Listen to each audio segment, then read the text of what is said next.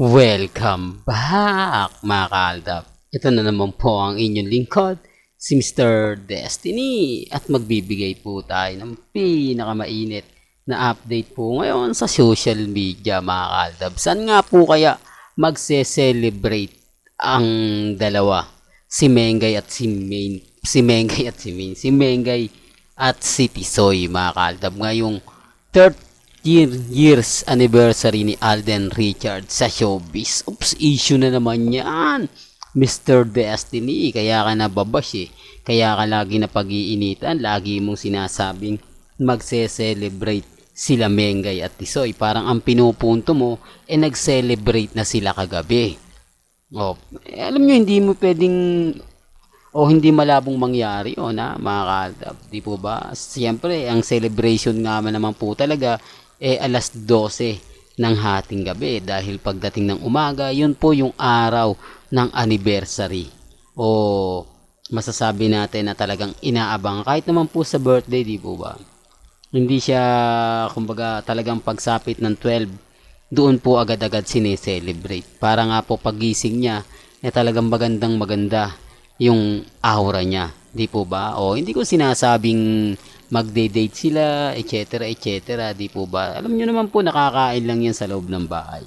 Hindi naman lalabas yan, di po ba? Siyempre, hindi naman po pwedeng gaya po ng dati na nakikita natin. Siyempre, kahit pa paano mga kaaldab, mapapaisip po kayo, di po ba? Kahit pa paano, may mga bagay-bagay nga po na mahirap ipaliwanag.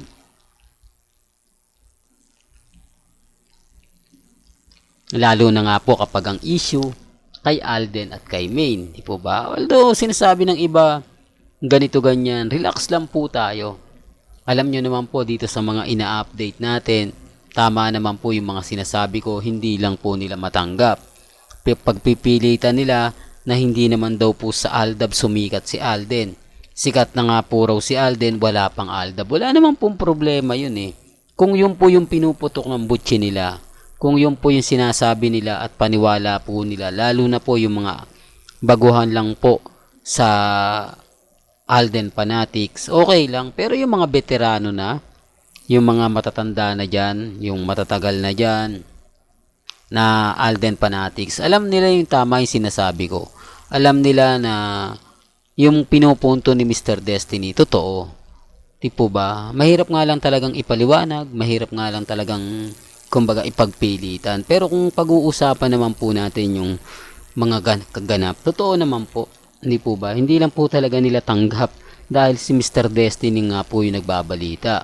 Pero sabi ko nga po sa inyo, kung iba naman po yung nag-a-update, malamang sabihin nila, oo Mr. Destiny, tama yung sinasabi mo kasi pansa ko ni Alden simula't simula pa na ano ko na yung buhay niya.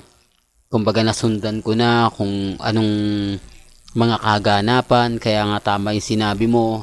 Nung in-interview siya, talagang sabi niya tatapusin niya na yung mga commitment niya sa GMA at magre-resign na rin po siya. Yun naman po talaga yung ginagawa eh. Naramdaman naman po ni Alden yun eh.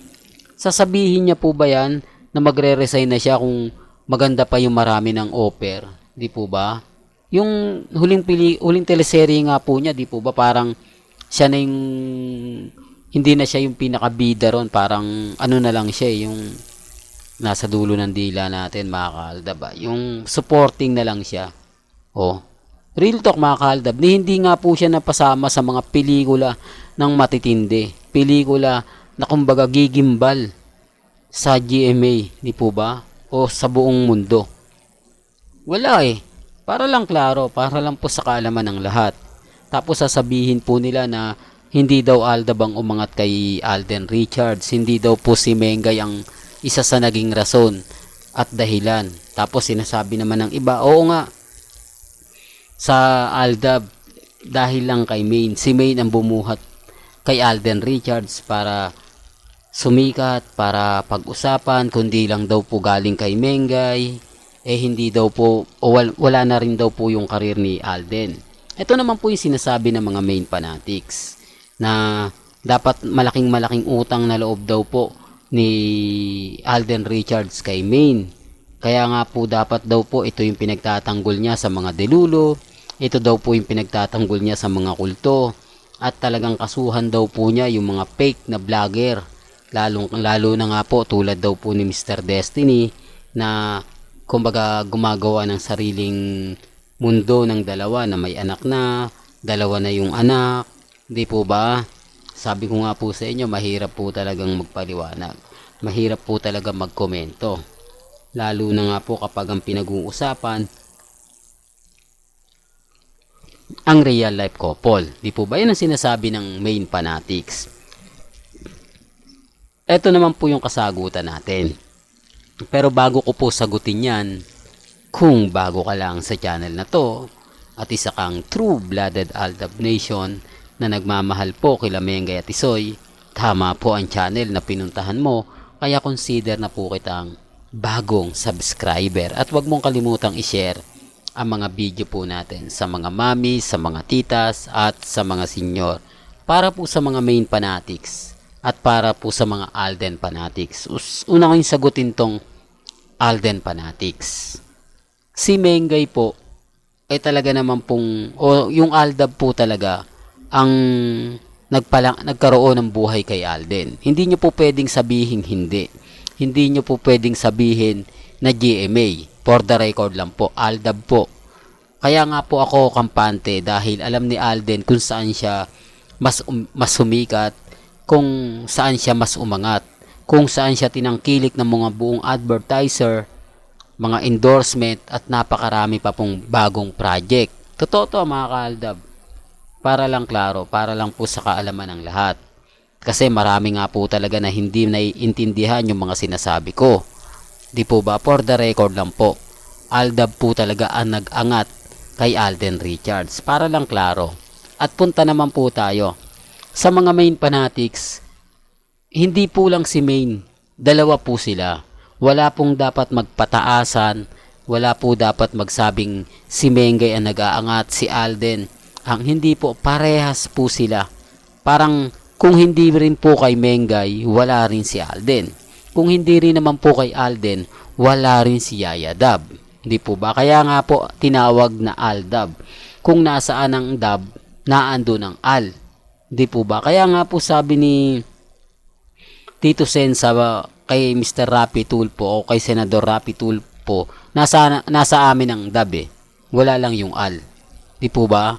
Doon pa lang may ibig sabihin na.